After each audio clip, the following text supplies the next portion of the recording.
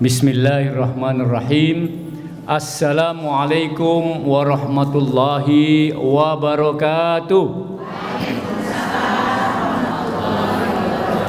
Alhamdulillah, semangat ini kita pagi hari ini. Datang dari jauh, bumi nan cantik, namanya Bumi Ayu. Masya Allah, pasti semuanya ayu-ayu. Alhamdulillah, cantik-cantik, indah-indah. Tidak hanya perempuannya, tapi juga laki-lakinya keren-keren. Makanannya enak-enak, tempatnya nyaman, dan begitu seterusnya. Karena buminya ayu. Alhamdulillah, wa syukrulillah, wala haula wala quwwata illa billahil aliyil adim. Wassalatu wassalamu ala asyrafil anbiya'i wal mursalin wa ala alihi wa sahbihi wa man tabi'ahu ila yaumiddin. Amma ba'du. Kita tentu saja bersyukur kehadirat Allah karena banyak sekali nikmat yang kita rasakan.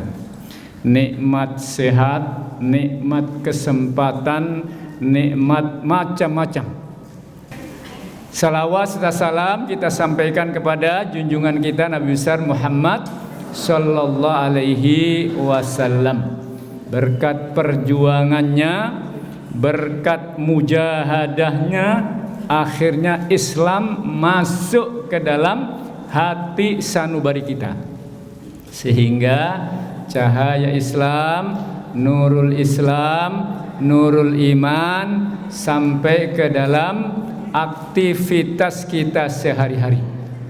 Pagi hari ini kita seperti amanah yang disampaikan oleh Ustadz Firman akan berbicara tentang al-hajj, haji. Ya, walaupun ini diantara jamaah yang hadir ada yang mau berangkat gini, enggak ya? Walaupun tidak berangkat haji, tetapi ajaran tentang haji ini mempunyai efek, mempunyai pengaruh yang luar biasa besar kepada yang haji itu sendiri maupun kepada orang-orang yang tidak haji. Nah, ini yang nanti akan kita bahas insya Allah. Ada yang bisa baca ini? Boleh kita bersama-sama membaca? Yang belum haji, mudah-mudahan kita terpanggil dan bisa berangkat haji, melakukan talbiyah. Talbiyah itu apa sih? Talbiyah itu sambutan bahwa Allah itu memanggil dan kita menjawab. Kalau azan, Allahu Akbar, Allahu Akbar. Nah, kita jawab dengan Allahu Akbar, Allahu Akbar. Nah, ini ada panggilan haji. Allah memanggil kita untuk berangkat haji. Maka yang bisa menjawabnya dengan ini. Mari kita walaupun belum berangkat haji, kita bersama-sama boleh? Boleh ya, kita bersama-sama melantunkan talbiyah sebagai ungkapan jawaban. Ya Allah, saya menjawab panggilanmu ya Allah. Memang belum tahun ini, mungkin tahun depan, mungkin 2 tahun yang akan datang, mungkin 5 tahun yang akan datang. Ada yang tahun berapa lagi ini? Nah, ini ada keluarga saya di Jember. Tiba-tiba WA saya beberapa waktu yang lalu. Cak, katanya, tolong bisa nggak ngurus? Saya kok dapat informasi dari Kementerian Agama, saya ini hajinya tahun 2072. Alah, usianya saya sudah 55. Hah? Bener itu? Nggak salah itu? Padahal itu daftarnya sudah 5 tahun apa 10 tahun yang lalu itu. Dapat penasaran ngecek di Kementerian Agama, munculnya 2072. Nelpon saya karena saya orang Jakarta, kali-kali dekatnya ke Kementerian Agama bisa ngubah-ngubah begitu.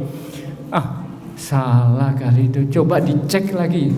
Ternyata ditanya-tanya 2027. Alhamdulillah. Berarti 2 tahun yang akan datang.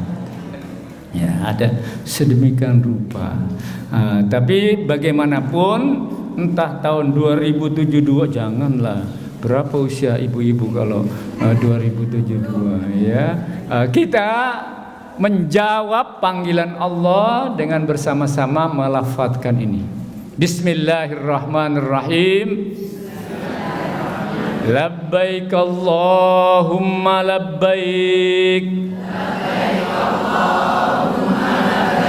Labbaik la syarika laka labbaik. Innal hamda wan ni'mata laka wal mulk la syarika lak. Labbaik Allahumma labbaik. Labbaik la syarika laka labbaik. Innal hamda wan ni'mata laka wal mulk la syarika lak. Labbaik Allahumma labbaik. Labbaik la syarika laka labbaik. Innal hamda wan ni'mata laka wal mulk la syarika lak. Jadi bulu Roma berdiri ini serasa dari Pondok Gede, asrama haji Pondok Gede, masuk semuanya jamaah ke bus, kemudian mulailah busnya itu bergerak menuju ke Bandara Soekarno-Hatta. Ya Allah, ada yang menangis, ada yang senyum, ada terharu untuk bisa berangkat ke sana. Bisa dibayangkan juga ketika turun dari bis kemudian menuju ke hotel di Makkah sana, lalu diinformasikan segera nanti masuk kamar, siap-siap untuk menuju ke Baitullah Makkah, Baitullah Al-Masjid Al-Haram. Lalu keluar dari hotel, melihat itu bangunan yang selama ini hanya dilihat dari layar kaca, yang selama ini hanya dilihat di TV, yang selama ini hanya dilihat di YouTube. Saat ini langsung menyaksikan, ini dia. Masuklah kemudian ke dalam salah satu pintu dari Masjidil Haram. Ternyata jauh jalan itu masuk dari tidak seperti Masjid Tanwir, begitu buka mihrabnya sudah kelihatan. Jauh, mana yang namanya Ka'bah itu di mana? Kelok-kelok karena jamaah banyak. Mana begitu melihat hitam, itu dia. Tidak satu pun yang tidak menangis. Inilah gambaran dari haji. Secara keseluruhan, semua bentuk ibadah yang disyariatkan oleh Allah Subhanahu wa taala itu punya pengaruh kepada aspek-aspek dalam tubuh kita. Ya. Semua umpamanya dalam arkanul Islam. Rukun Islam itu ada berapa? 5 itu. Maka termasuk haji yang kelima itu. Baik apa yang disebut dengan syahadah, baik apa yang disebut dengan sholat, baik apa yang disebut dengan zakat, baik apa itu yang disebut dengan siam, termasuk al-hajj, haji, itu selalu punya pengaruh terhadap dimensi-dimensi ini. Apa itu dimensi itu? Sisi-sisi yang ada dalam diri kita. Ya, manusia itu terdiri dari setidaknya 4 aspek ini. Kalau enggak punya aspek ini, jangan disebut manusia. Ada pada ibu apa enggak ini? 4 ini. Dimensi individual ada, fisiknya ada. Kalau enggak ada fisiknya namanya jin. Namanya demit. Ibu mau dibilang jin? Enggak mau, maka pasti ada fisiknya. Anda individu sosoknya, basyariyah dalam bahasa Al-Qur'annya, basyariyah kita pasti punya aspek atau punya sisi basyariyah. Dan setiap ibadah kita itu punya aspek individual ini, basyariyah ini, fisik ini. Syahadah umpamanya, enggak semua lisan seseorang itu mampu melafazkan kata-kata la ilaha illallah Muhammadar Rasulullah. Apalagi yang non Islam. Saya di Masjid Agung Al-Azhar itu sering sekali menerima orang non Islam, baik yang dari Indonesia maupun yang luar negeri, untuk apa? Masuk Islam. Masuk Islam. Masuk Islam.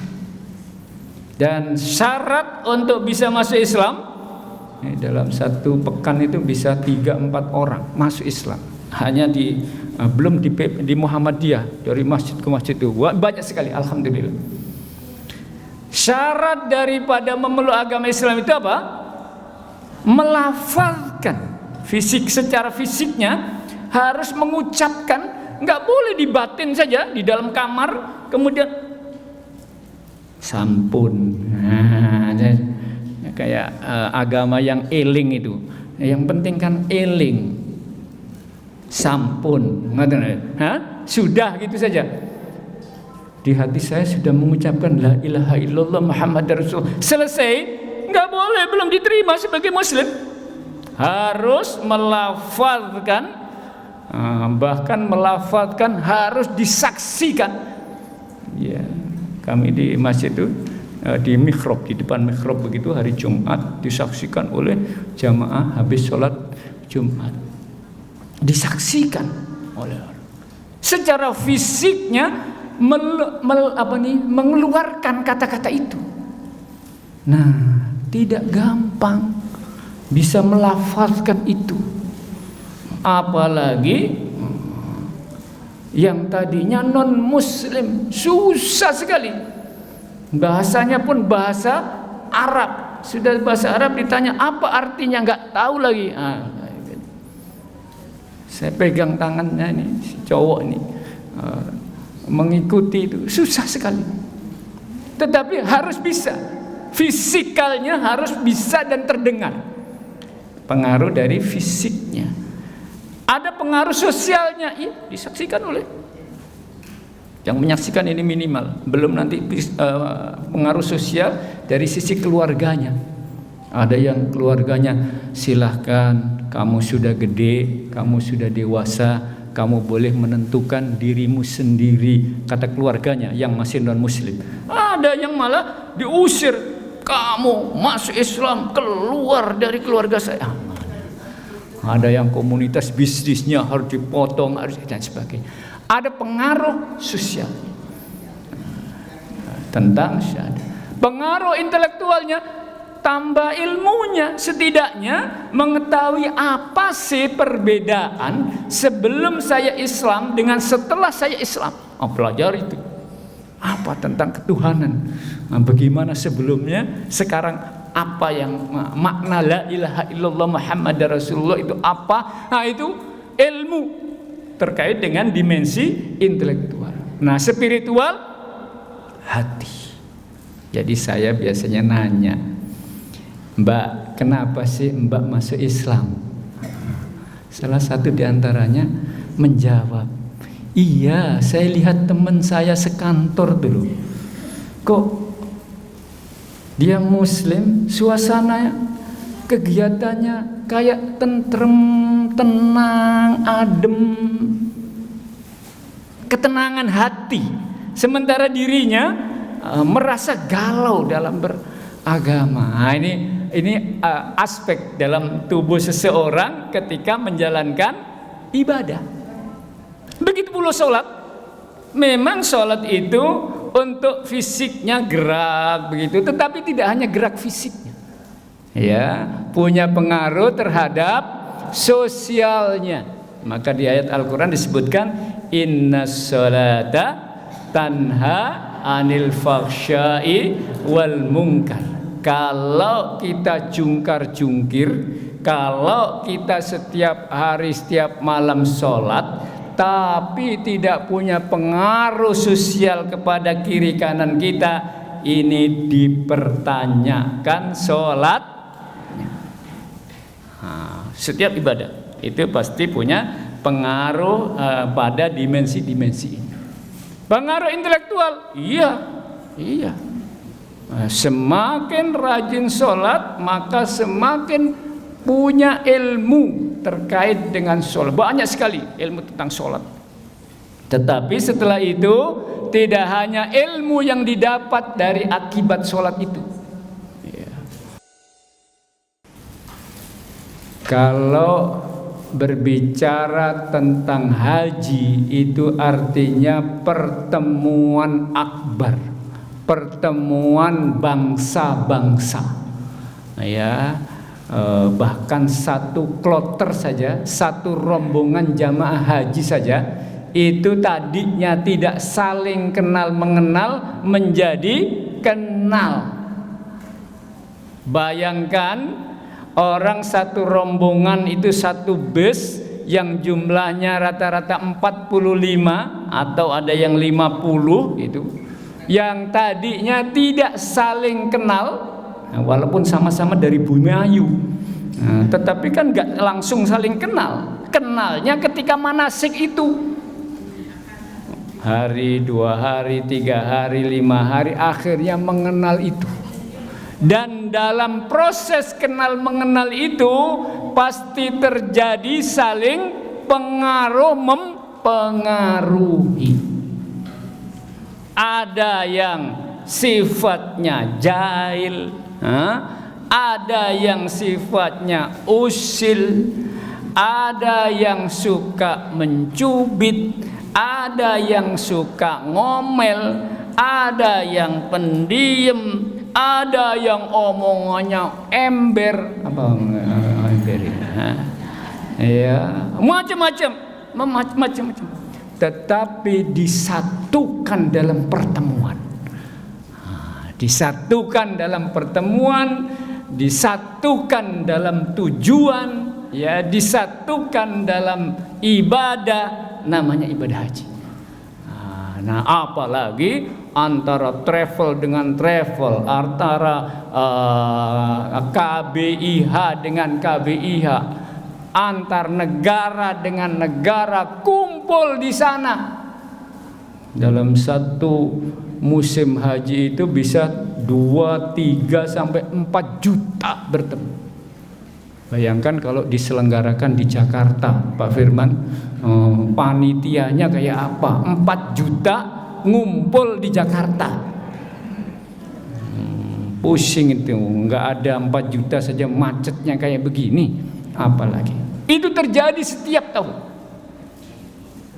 Maka di situ banyak sekali manfaat yang bisa didapat dan mempunyai efek yang nyata, baik yang hadir di sana maupun nanti setelah pulang ke tanah air. Ada pelajaran bagus sekali ketika haji itu, yang itu tidak hanya ketika di tanah suci, tetapi mestinya dibawa oleh para hujjaj mabrurin, mabrurat, yang haji mabrur ini sampai di tanah air kita. 3 hal. Wanti-wanti Allah itu tatkala menjalankan ibadah haji itu, dan mestinya punya pengaruh setelah pulang haji, ketika di sana sampai kemudian setelah pulang haji. Karena mabrur itu tidak hanya waktu di tanah suci, ada mabrur itu ketika berangkat, mabrur itu ketika di tanah suci, mabrur itu ketika pulang, kemudian mabrur itu ketika dalam kehidupan nyata di masyarakat.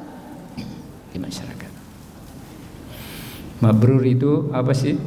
Mabrur itu dekat kata birrul walidain, berbuat baik kepada orang tua. Mabrur artinya diberikan kebaikan, berbagai kebaikan. Siapa yang memberikan? Allah. Nah, sang haji ini, Pak Haji atau Bu Hajah ini, ketika haji itu Allah pasti kasih karunia yang besar, kebaikan yang banyak. Maka dia sebut dengan mabrur. Nah, ada 3 hal ini. Apa itu?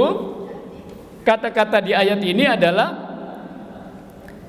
al-hajju asyhurum ma'lumat, faman farada fihinnal hajja wala rafatha wala fusuqa wala jidala fil hajj wa ma taf'alu min khairin ya'lamhullah wa tazawwadu fa inna khairaz zadit taqwa wattaquni ya ulil albab. Al-Baqarah.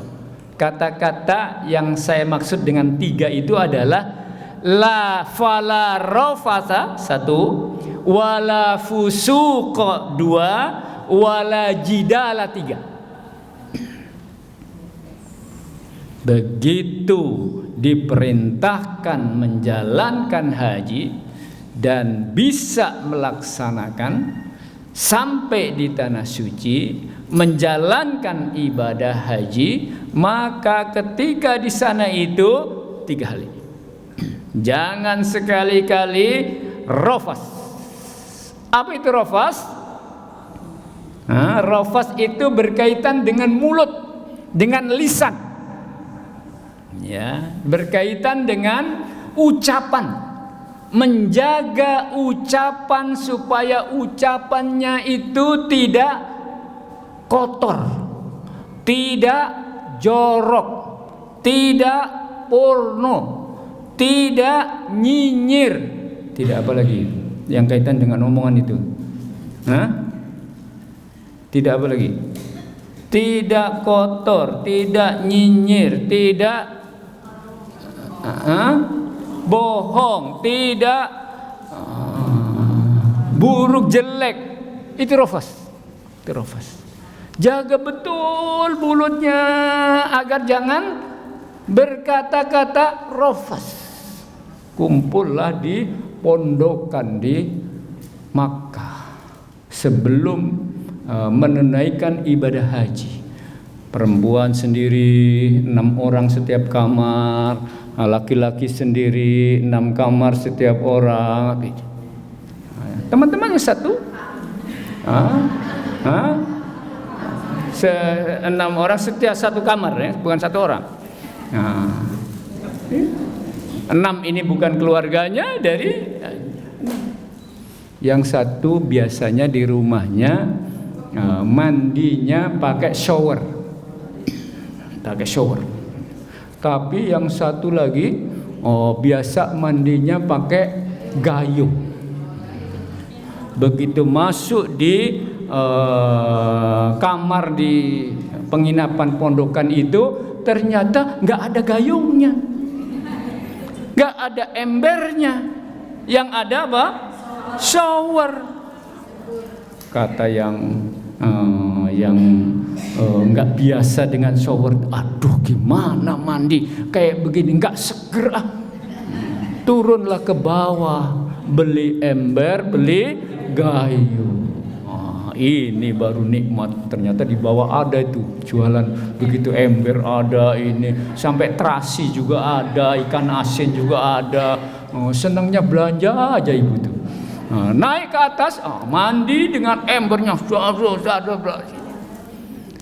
Selesai mandi, datanglah ibu yang tidak biasa dengan ember, tidak biasa dengan gayung. Di rumahnya terbiasa dengan shower. Begitu masuk, ini air kemana-mana, banjir begitu. Apa kemudian ini bebek dari mana ini? Bebek dari Ciputat, apa ada bebek dari Depok, atau bebek dari Bumiayu nih? La rofasta, nggak boleh nyindir, ngata-ngatain, ngomong-ngomongin, berkata-kata jelek, nggak boleh. La rofas. Nah ini rofas, berkaitan dengan kata-kata, dijaga betul. Tidak hanya ketika di tanah suci, tetapi mestinya kita bawa ini setelah pulang dari haji. Wala fusuk. Apa fusuk? Fusuk itu berkaitan dengan aktivitas yang kita tahu bahwa itu tidak boleh, tetapi dilakukan, itu fusuk. Fasik itu artinya ba'id, orang yang menjauh. Maksudnya orang yang menjauh dari kebenaran. Sudah tahu ajarannya itu untuk sholat, tetapi tidak mau sholat. Nah ini fasik. Ya, sudah tahu Jumatan, tapi nggak Jumatan. Nah ini namanya orang ini Muslim, ini namanya Muslim fasik. Nah begitu pula ketika di tanah suci, tahu kebenaran, ya, tetapi melakukannya. Nah ini termasuk hotelnya bagus di Tower Zam-Zam. Enak, bintang 5, enak. Biasanya yang zuhur atau yang asar kedengaran adzan, adzan baru lagi enak, habis makan siang makannya enak, begitu ketiduran atau sengaja tidur, adzan asar lewat, tidak bangun, tidak segera turun ke bawah untuk ke Masjidil Haram, tetapi tetap saja itu tahu, dengar, tidak menjalankan, fasik. Wala rafasta wala fusuk.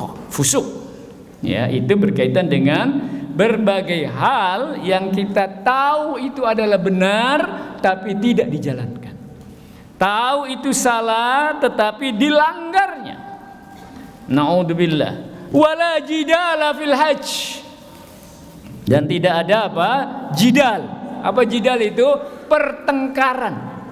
Ya, keributan. Ya, keonaran. Adu mulut. Habis itu pukul-pukulan. Habis itu tendang-tendangan. Nah, maka biasanya jamaah haji itu kalau ada peristiwa-peristiwa yang nanti mengarah kepada keributan, mengarah kepada pertengkaran begitu, langsung disebut yal haj, yal haj, yal haj, yal haj. Diingatkan, kamu ini haji, Pak Haji, Pak Haji, Bu Haja, Bu Haja. La jidala fil haj. Dan memang suasana di sana itu memang memicu untuk tengkar. Jumlahnya banyak, berdesak-desak, tidak saling berkenalan, tidak saling kenal mengenal, ya, maka ada kecenderungan marah, ada kecenderungan tengkar, ada kecenderungan bermusuhan. Maka diingatkan wala jidala fil hajj. Nah, 3 unsur ini, 3 larangan ini mestinya diterapkan oleh para hujjaj dan kita semuanya meskipun tidak berangkat haji, agar pengaruh dari haji ini punya efek di masyarakat kita ini. La rafas wala fusuq wala jidala fil haji. Selesai haji membawa kedamaian, membawa ketentraman. Nah, itulah maka Rasulullah mewanti-wanti, dan itu salah satu dari ciri khas orang-orang yang haji mabrur. Apa itu? Afsus salam. Apa itu afsus salam? Tebarkan salam. Pulang haji jangan untuk kesombongan. Pengaruh dari haji itu adalah, menjadi haji mabrur itu adalah ketika di kawasan itu Pak Haji pulang, Bu Haja pulang itu membawa salam. Afsus salam, menebarkan apa? Keselamatan, tidak menyakitkan, tidak menyengsarakan, tapi mendamaikan, menyenangkan, menenteramkan. Afsus salam. Terus apa lagi? Ciri khasnya itu wasilul arham. Apa silul arham itu? Silaturahim. Silaturahim. Perbanyak silaturahim. Itu bisa dicek di HP Bapak Ibu sekalian. Nomor HP kontak yang ada di dalam ada berapa? 3. Suami, istri, anak 1. 3. Cuma 3. Itu tandanya kurang piknik, kurang silaturahim. Punya 10, lumayan. Kontak di HP-nya 10 orang, alhamdulillah. Punya 100, alhamdulillah. Punya 200, alhamdulillah. Ya, itu terlihat di situ. Yang nomor HP-nya cuma 10 saja, nomor kontaknya itu tandanya kurang silaturahim. Bagi yang sudah punya nomor kontak banyak, 200, 300, mungkin 1000, maka jangan hanya ngumpul di HP. Hanya jumlah grupnya saja banyak. Orangnya setiap grup 200 banyak, tapi tidak pernah nyapa, tidak pernah ketemu, tidak pernah komunikasi, sekedar assalamualaikum, sekedar kaifa haluka, bagaimana kabarmu, ketemu. Silaturahim, wasilul arham. Maka Pak Haji begitu pulang dari Mekah membawa macam-macam. Ada kurma, ada apa lagi? Ada air zam-zam, apa lagi? Ada kacang, ada lagi tasbih, ada yang ibu-ibu perempuan dibeliin abaya, ada yang bapak-bapak dibelikan jubah, yang banyak oleh-olehnya dibagi dalam rangka silaturahim. Sampai di rumahnya diundang, datang tetangga kiri kanan datang, silaturahim. Selesai sampai di situ? Tidak dong. Jaga mabrurnya sampai kapan? Sampai kapan? Setahun? Tidak. 2 tahun? Tidak. 10 tahun? Tidak. Seumur hidup jaga. Ini Bapak Ibu yang sudah pernah haji termasuk, ya, jaga mabrur itu dengan cara apa? Memperkaya, mempererat silaturahim. Jangan silaturahim untuk ngutang ya. Silaturahim. Setiap silaturahim ke orang nyusahin orang. Kan silaturahim Pak Ustadz. Ini kan pengaruh dari haji ini, silaturahim. Iya, tapi setiap silaturahim bikin susah orang lain. Setiap silaturahim ngajuin proposal. Tidak. Silaturahim yang terbaik adalah membagi sesuatu, bukan meminta sesuatu. Ya, silaturahim itu dengan cara apa? Membagi. Ingat ya, ibu-ibu kita dulu di kampung, ada di kampung dulu. Kalau ada ibu ke rumah ibu yang lain, dari rumah ke rumah, itu silaturahimnya bawa sesuatu atau tidak? Bawa. Ada yang kelapa, ada yang pisang, ada yang kacang goreng, pokoknya ada aja yang dia punya dibawa itu, ya. Terus setelah itu, ketika dia pulang, itu apa namanya tempatnya itu, entah piring, entah mangkok, entah apa yang dibawa itu, ketika dikasihkan kan dikembalikan. Ini dikembalikan kosong atau dia ada tambahan lagi? Bawa lagi. Ngasih dikasih, ngasih dikasih, ngasih dikasih. Itu silaturahim yang benar. Nah, sekarang datang nggak pakai kelapa, nggak pakai pisang, tapi cukup sudah masuk itu di rekening. Bagi-bagi rekening, ya ada, terserah. Tapi intinya silaturahim itu berbagi. Setidaknya berbagi senyuman yang tadinya kusut di kamar, diem saja begitu. Ada temannya datang, assalamualaikum, tok tok tok tok, assalamualaikum. Ini yang kusut di dalam kamar itu keluar, ya Allah Bu Aminah, ini kok lama sekali nggak ketemu. Ketawa senyum-senyum rangkulan antara Bu Aminah dengan Bu Sumiem. Berbagi senang karena silaturahim, wasilul arham. Yang ketiga apa?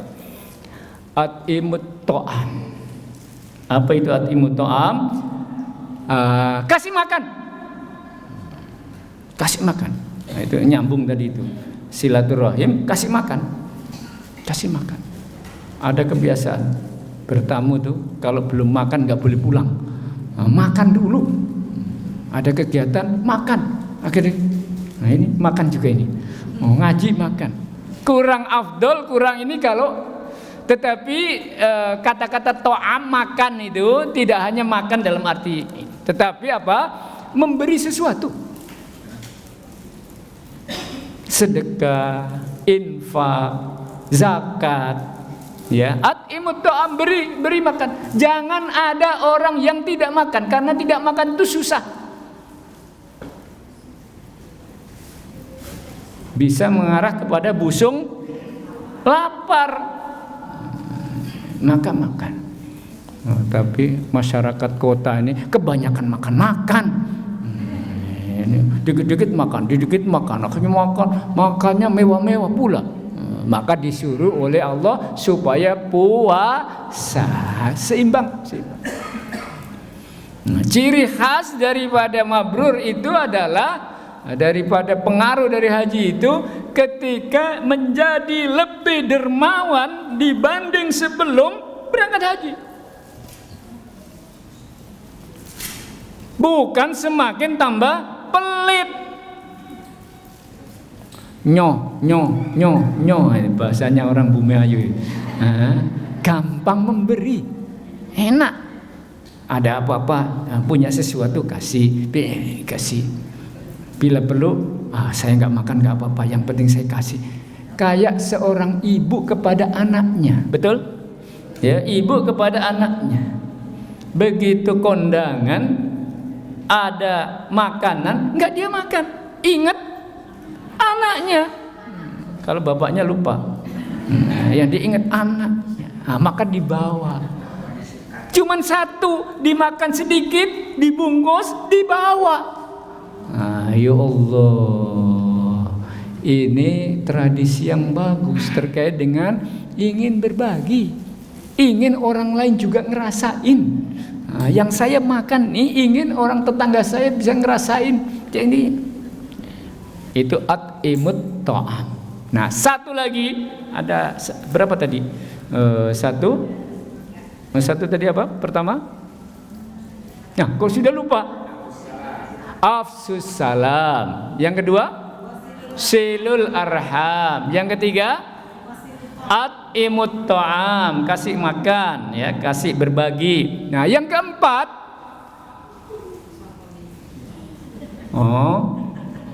apa? Ada yang tahu? Ada yang tahu?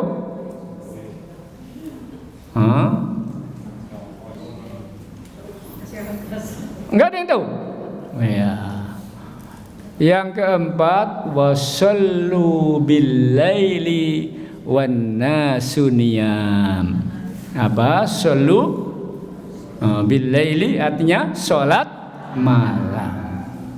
Berarti kalau bisa salat malam, salat fardunya dijalankan kan enggak? Iyalah, maksudnya plus salat dijalankan dengan bagus. Tidak hanya fardu-fardunya, tetapi malam hari jam 3, mungkin jam setengah 3 sudah bangun ke kamar mandi, mandi sekalian, pakai air dingin lagi, seger, wudu, keluar, sholat. Masya Allah, Masya Allah. Dan itu tradisi Rasulullah Sallallahu Alaihi Wasallam. Kalau kita bisa mengikutinya, ya ayyuhal muzammil qumil laila illa qalila. Wahai Nabi Muhammad muzammil, orang yang berselimut, qumil laila illa qalila, bangunlah malam itu, yang melainkan sedikit. Zid alaihi, atau wangkus alaihi, kamu kurangi atau kamu tambahi. Bisa jam 4 boleh, jam 3 berarti lebih panjang lagi, jam setengah 3. Warattilil Qur'ana tartila. Kemudian setelah sholat tahajud 2 rakaat salam, atau 4 rakaat salam. Kemudian setelah itu warattilil Qur'ana tartila. Adem hati ini, tentram hati, badannya habis mandi, habis wudhu, segar. Kemudian sholat, hening suasananya, tidak ada hingar-bingar, tidak ada berisik, nyaman, tenang rasanya. Dilanjutkan dengan warattilil Qur'ana tartila. Inna sanulqi 'alaika qawlan tsaqila, kata Allah. Maka sesungguhnya kami Allah akan memberikan kepadamu wahai Muhammad qaulan tsaqila. Apa qaulan tsaqila itu? Kata-kata yang berat, kata-kata yang bernas, kata-kata yang bermutu, kata-kata yang berkualitas, kata-kata yang top, kata-kata yang berat. Dan itu untuk Nabi Muhammad namanya wahyu. Untuk Nabi Muhammad namanya Al-Quran. Untuk Nabi Muhammad namanya ayat-ayat Al-Quran. Bermutu pastilah, bernas pastilah. Al-Quran, ayat Al-Quran diturunkan setelah melaksanakan ibadah-ibadah sholat dan membaca ayat-ayat yang sudah diturunkan. Ditambahi lagi dengan ayat berikutnya, ditambahi dengan ayat berikutnya. Itu qaulan tsaqila, kata-kata yang berat. Pak Ustadz, untuk kita, untuk saya apa Pak Ustadz qaulan tsaqila itu? Untuk saya apa? Masa saya mau diturunkan wahyu dari Allah kepada saya, jadi nabi dong saya? Jangan punya pikiran begitu, nggak boleh, nggak ada. Nanti terus kayak Lia Eden. Lia Eden, saya ketemu dengan malaikat Jibril, saya dapat wahyu. Nggak ada. Ini kan qaulan tsaqila itu wahyu. Saya juga rajin sholat malam, saya nanti pasti dapat juga wahyu. Bukan. Untuk kita bukan wahyu namanya. Apa namanya? Ilham. Apa namanya? Inspirasi. Apa namanya? Solusi. Apa namanya? Jawaban. Apa namanya? Solusi. Jadi yang tadinya kusut, gimana ya saya punya hutang 1 miliar ini, gimana, pusing, cari sana nggak dapat, cari sana nggak dapat, cari sana nggak dapat, bingung. Begitu habis sholat malam, habis baca Al-Quran, tahu-tahu kemudian celing datang, Pak Firman. Ketemu namanya Pak Firman. Pasti Pak Firman ini punya duit banyak ini. Besok pagi habis subuh saya hubungi Pak Firman. Siapa coba yang nunjukkan kata-kata Pak Firman? Allah. Tadinya bingung kemana ini. Ketemulah namanya Pak Firman. Habis subuh ditelepon, Pak Firman, saya ini punya problem. Ini sudah sebulan ini saya pusing, nggak bisa ini. Ini debt kolektornya setiap hari datang ke rumah. Gimana? Ada apa ini rupanya? Gimana? Kata Pak Firman. Ini loh 1 miliar. Tenang. Cukup 1 miliar. Enggak kurang nih. Apa bukan 1,5 tak tambahin biar nanti si debt collector itu enggak. Begitu telepon Pak Firman nyambut. Dari mana itu? Dari Allah. Itulah qaulan saqila. Itulah kata-kata berat dari Allah. Yang tadinya pusing gak ketemu apa itu solusinya, tiba-tiba ketemu, tek, jawaban. Dan kemudian dihubungi, dan kemudian terus diusahakan, nyambung, dapat solusinya, dapat jawabannya.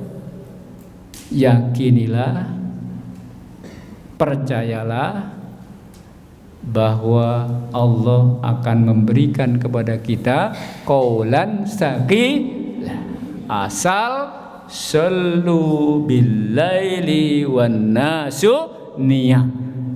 Tapi kalau malamnya ngorok saja, sudah adzan subuh masih, mana ada qaulan saqilah? Enggak ada, mana ada qaulan saqilah, enggak ada. Jadi apa tadi? Yang pertama apa? Afsus salam, wasilul arham, wa at'imut ta'am, wa sallu bil laili wan nasu niyam. Ujungnya kemudian tadkhulunal jannata bisalam, maka kamu sekalian akan masuk surga dengan penuh damai, penuh ketenangan, insyaallah. Nah, ini 3 poin ya dari efek daripada haji itu, la rafas, la fusuk, wala jidal, dan kemudian diwujudkan dalam bentuk 4 itu. Pak Ustadz, saya ini bagaimana ngumpulkan duit untuk haji, nggak dapat. Ini saya punya dosa ini. Gimana kalau saya sampai meninggal, saya belum haji? Bagaimana kalau saya ini? Jawabannya, Allah tidak, la yukallifullahu nafsan illa wus'ah. Di ayat yang lain terkait dengan haji itu, man istata'a ilaihi sabila, kalau dia punya istita'ah. Apa itu istita'ah? Kemampuan.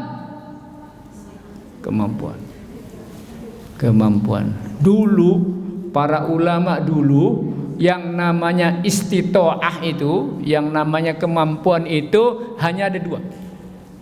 Yang atas itu, azat warrahilah, itu saja. Yang namanya punya kemampuan itu artinya punya zat, itu bekal. Rahilah itu alat transportasi. Rahilah kendaraan. Rahilah itu kendaraan. Ada kendaraan ada bekal, itu berarti dia sudah mampu. Iya. Ada makanan yang dimakan selama perjalanan menuju ke tanah suci sampai selesai menjalankan ibadah haji sampai pulang. Jadi ada peristiwa zaman awal-awal Islam ketika mereka melaksanakan ibadah haji dari kawasan Afrika. Ada dari Sudan, ada di Maroko, ada dari Mesir.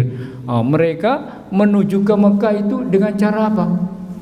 Bawa bekal dan bawa rohilah. Bekalnya itu ada yang dalam bentuk gandum mentah, dalam bentuk roti, dan dalam bentuk kambing.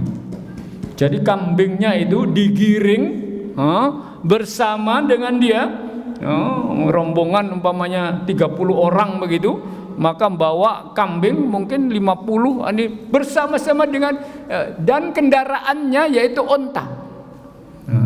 Ada yang naik, ada yang nuntun. Nanti yang nuntun capek, yang nuntun naik ke atas, yang di atas turun nuntun, gantian itu. Nanti ketika sudah capek sampai di kawasan apa begitu di padang pasir di itu istirahat, kan nggak ada warung, susah ini nyembelih lah. Kambingnya dipotong 1 ekor, apa 2 ekor, dimasak di situ. Jalan lagi sampai di mana lagi, ini motong yang kedua, sampai balik ini cukup untuk ini bekal. Kambing yang dibawa itu sekarang enak, zat warrahilah itu tinggal masuk ke rekening saja. Berapa zatnya? Pertama kali 25 juta. Atau kalau ONH Plus pertama kali kirim ke rekening 5.000 dolar. Udah ini tambah lagi begitu nanti hari tahun di mana diputuskan untuk bisa berangkat haji, pelunasan sudah selesai. Zat warrahilah, makan, minum dan lain sebagainya, termasuk rahilah itu pesawatnya. Dulu ada kapal, dulu ada mobil, pesawat.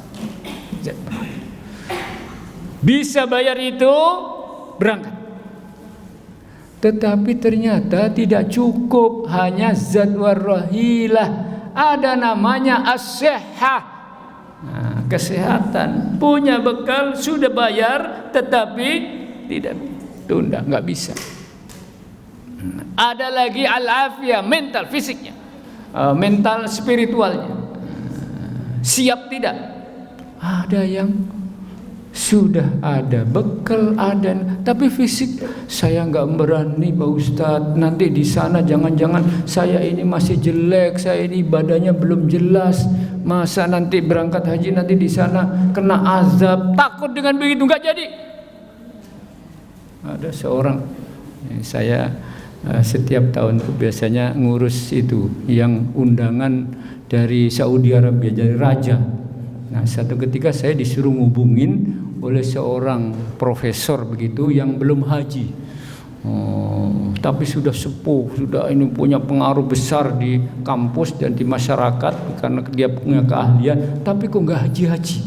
Ada apa rupanya? Kalau secara finansial dia punya kemampuan, lalu diusulkan supaya diundang untuk berangkat haji atas nama haji kerajaan Saudi. Saya hubungi, Bapak, tolong paspornya segera diserahkan kepada saya. Ya insya Allah.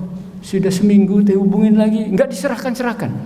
Sampai kenapa Pak? Apa masalahnya? Kenapa nggak diserahkan? Rupanya kemudian keluar, Pak Ustadz, tolong saya nggak usah berangkat haji. Lah kenapa nggak berangkat haji? Kan ini Bapak nggak bayar, tinggal berangkat saja. Kenapa nggak? Saya belum siap. Nggak siapnya begini. Bagaimana nanti saya di sana? Saya ini nggak rajin sholat, nggak rajin ibadah, terus tiba-tiba haji saja, sholat belum, puasa belum, zakat belum, tiba-tiba kok langsung haji saja. Ya nggak apa-apa ini, nggak usah Ustaz, kasih ke yang lain saja. Nggak mau. Kalau Bapak Ibu mau nggak? Oh.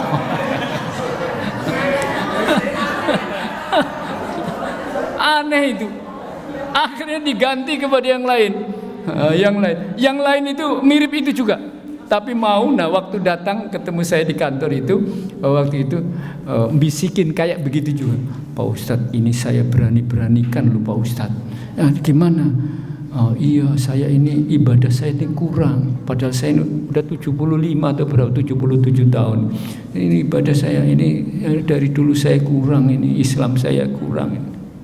Semacam abangan gitu ya, tapi pinter tidak di ilmu keislaman, tapi di keahlian tertentu, keahlian sosial gitu. Gimana nanti Pak Ustadz di sana? Tenang aja, kan ada pembimbingnya. Nanti kan rombongan bersama-sama. Ini nanti saling mengingatkan saja, ikutin saja yang lain. Akhirnya berani berangkat dan senang sekali. Nah ini istitoah.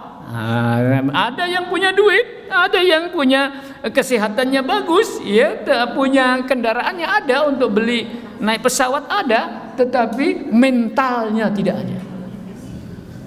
Nggak usah khawatir, Bismillah.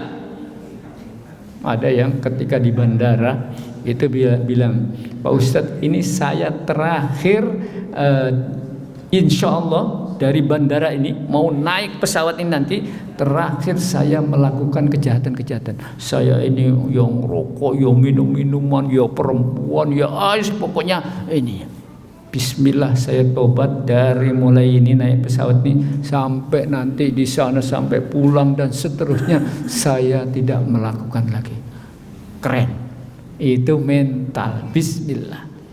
Ya, nah ada yang faktor keamanan. Ya, ada perang umpamanya, ada ini sehingga tidak bisa menjalankan ibadah haji. Ada yang kemarin waktu pandemi 3 musim haji tidak bisa menunaikan ibadah haji sehingga harus diundur ya. Itu faktor keamanan kesehatan. Nah, yang keempat adalah yang keberapa ini? Yang kelima adalah al-fursah, kesempatan. Kita sudah kasih duitnya, kita ini, tapi nunggunya 15 tahun.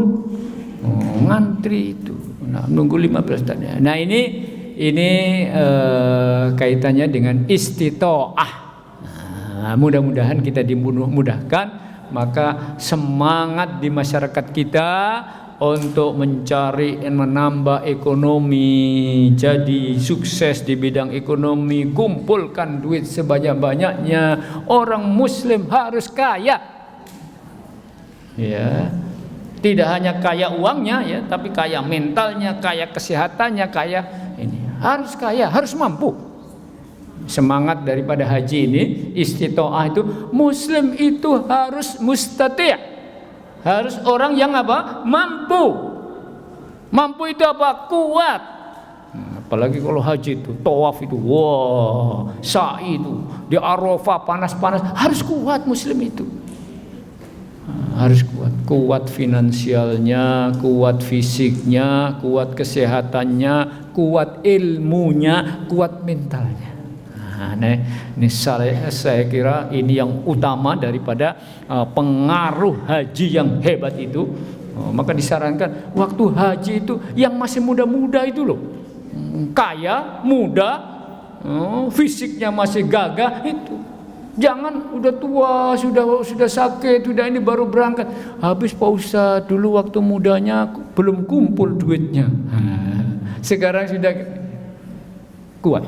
Jadi pengaruh utama daripada ibadah haji selain yang kita sebutkan adalah jadilah masyarakat yang kuat.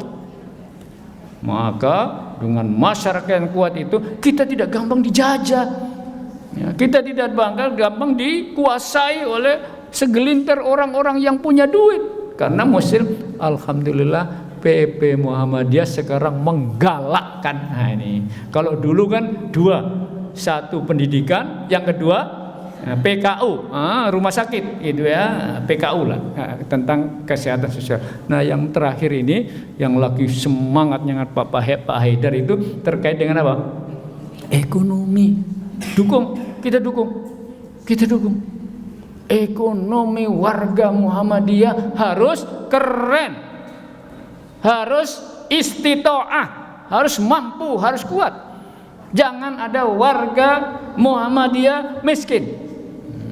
Jadi nanti uang lasmu itu tidak dibagi kepada warga Muhammadiyah, karena warga Muhammadiyahnya sudah kaya-kaya.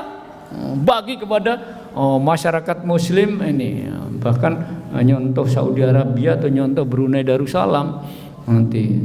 Jadi uang zakat infak sedekahnya tidak ke warganya, tidak ke Brunei atau ke Saudi Arabia, warga Saudi Arabia, dikasih kemana? Ke negara lain. Kapan itu kira-kira Indonesia warganya nggak membutuhkan zakat infak sedekah, tapi yang muzaki, yang munfik, yang memberikan, yang terima nanti negara lain. Setidaknya di Muhammadiyah nanti warga Muhammadiyah menjadi muzaki, bukan mustahik, mengubah dari mustahik menjadi muzaki, dengan semangat wirausaha itu. Sudah punya, katanya rencana 2025 itu punya apa? Bank Muhammadiyah. Ada Alfa Muhammadiyah, apalagi usaha-usaha banyak ya. Ini kita dukung, kita dorong supaya warga Muhammadiyah menjadi warga yang istitoah, warga yang punya kemampuan, warga yang punya kekuatan, tidak hanya kekuatan ibadahnya ya, ukhrawinya, tetapi kekuatan duniawinya. Kuat di bidang ekonomi, kuat di bidang sosial, kuat di bidang pendidikan, kuat di bidang kesehatan ya.